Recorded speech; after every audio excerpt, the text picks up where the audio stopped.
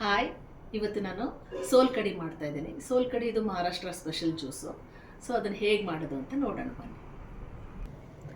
ಸೋಲ್ ಕಡಿ ಮಾಡಲಿಕ್ಕೆ ನಾನು ಒಂದು ಅರ್ಧ ಟೀ ಸ್ಪೂನಷ್ಟು ಜೀರಿಗೆ ಹಾಕ್ಕೊಳ್ತಾ ಇದ್ದೇನೆ.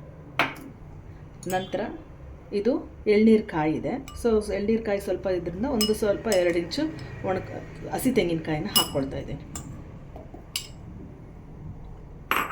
ನಂತರ ಸ್ವಲ್ಪ 1 ಟೀ ಸ್ಪೂನಷ್ಟು ಬೆಲ್ಲ ಹಾಕ್ಕೊಳ್ತಾ ಇದ್ದೇನೆ. ನಂತರ ಇದಕ್ಕೆ ಬ್ಲ್ಯಾಕ್ ಸಾಲ್ಟ್ ಹಾಕ್ಕೊಳ್ಬೇಕು, ಬಟ್ ನನ್ನ ಹತ್ರ ಬ್ಲ್ಯಾಕ್ ಸಾಲ್ಟ್ ಇಲ್ಲ, ಆದ್ದರಿಂದ ನಾನು ಚಾಟ್ ಮಸಾಲ ಹಾಕ್ಕೊಳ್ತಾ ಇದ್ದೇನೆ. 2 ಅಂದರೆ ಅರ್ಧ ಟೀ ಸ್ಪೂನಲ್ಲಿ 1 ಟೀ ಸ್ಪೂನಷ್ಟು ನಾನು ಚಾಟ್ ಮಸಾಲ ಹಾಕ್ಕೊಂಡಿದ್ದೀನಿ. ನಂತರ ಇದಕ್ಕೆ ಯೂಶ್ವಲಿ ಕೋಕಮ್ ಹಾಕ್ಕೊಳ್ತಾರೆ. ನಾನು ಕೋಕಮ್ ಇಲ್ಲ, ನಾನು ಹುಣಸೆ ಹಣ್ಣನ್ನು ಹಾಕ್ಕೊಳ್ತಾ ಇದ್ದೀನಿ. ಹುಣಸೆ ಹಣ್ಣು ಜ್ಯೂಸ್ ಮಾಡಿ ತೊಗೊಂಡಿದ್ದೀನಿ. ಒಂದು ದೊಡ್ಡ ನಿಂಬೆಹಣ್ಣು ಗಾತ್ರದ್ದು ನಾನು ನೀರನ್ನು ಮಾಡಿ ತೊಗೊಂಡಿದ್ದೀನಿ, ಜ್ಯೂಸ್ ಮಾಡಿ. ಅದನ್ನು 1 ಗ್ಲಾಸಷ್ಟು ಹಾಕ್ಕೊಳ್ತಾ ಇದ್ದೀನಿ.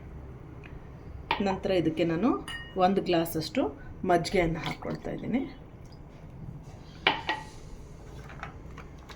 ನಂತರ ನಾನು ಒಂದು 6 ಪೀಸಷ್ಟು ಐಸ್ ಕ್ಯೂಬ್ ಹಾಕ್ಕೊಂಡಿದ್ದೀನಿ. ನಂತರ ಸ್ವಲ್ಪ ಕೊತ್ತಂಬರಿಯನ್ನು ಹಾಕ್ಕೊಳ್ತಾ ಇದ್ದೀನಿ. 1/4 ಪೀಸಷ್ಟು ಹಸಿಮೆಣಸಿಕಾಯಿನ ಹಾಕ್ಕೊಳ್ತಾ ಇದ್ದೀನಿ. ನಂತರ ಒಂದು ಅರ್ಧ ಟೀ ಸ್ಪೂನಷ್ಟು ಮಾಮೂಲು ಉಪ್ಪನ್ನು ಸೇರಿಸ್ಕೊಳ್ತಾ ಇದ್ದೀನಿ. ಈ ಎಲ್ಲ ದಿನಸ್ಗಳನ್ನ ಹಾಕ್ಬಿಟ್ಟು ನಾನು ಚೆನ್ನಾಗಿ ಗ್ರೈಂಡ್ ಮಾಡ್ಕೊಳ್ತೀನಿ.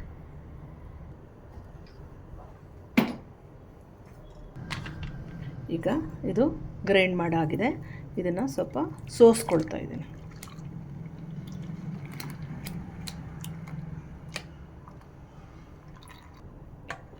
ಈಗ ಗ್ರೈಂಡ್ ಮಾಡ್ಕೊಂಡಾಗಿದೆ. ನಾವೀಗ ಸ್ವಲ್ಪ ಕೊನೆಯದಾಗಿ ಎಳ್ನೀರನ್ನು ಹಾಕ್ಕೊಳ್ತಾ ಇದ್ದೀನಿ. ಎಳ್ನೀರು ಕಾಯಿ ಹಾಕ್ಕೊಂಡಿದ್ದೆ. ಈಗ 1 ಗ್ಲಾಸಷ್ಟು ಎಳ್ನೀರನ್ನು ಮಿಕ್ಸ್ ಮಾಡ್ಕೊಳ್ತಾ ಇದ್ದೀನಿ.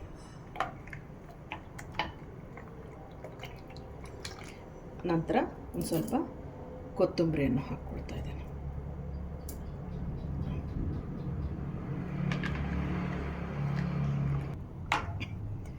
ಈಗ ಸೋಲ್ ಕಡಿ ರೆಡಿಯಾಗಿದೆ. ಸೊ ಕೋಕಮ್ ಹಾಕಿದಾಗ ಏನಾಗುತ್ತೆ, ಲೈಟ್ ಪಿಂಕಿಶ್ ಇರ್ತದೆ. ನಾನು ಟ್ಯಾಮ್ರಿಂಡ್ ಬಳಸಿರೋದ್ರಿಂದ ಕಲರ್ ಈ ಥರ ಇದೆ ಅಷ್ಟೇ. ಈಗ ಸೋಲ್ ಕಡಿ ರೆಡಿಯಾಗಿದೆ. ನೀವು ಮನೇಲಿ ಒಮ್ಮೆ ಹೀಗೆ ಸೋಲ್ ಕಡಿಯನ್ನು ಮಾಡಿ ಟೇಸ್ಟ್ ಮಾಡಿ ನೋಡಿ. ಲೈಕ್ ಮಾಡಿ, ಶೇರ್ ಮಾಡಿ, ಕಮೆಂಟ್ ಮಾಡಿ. Bye bye. Thank you.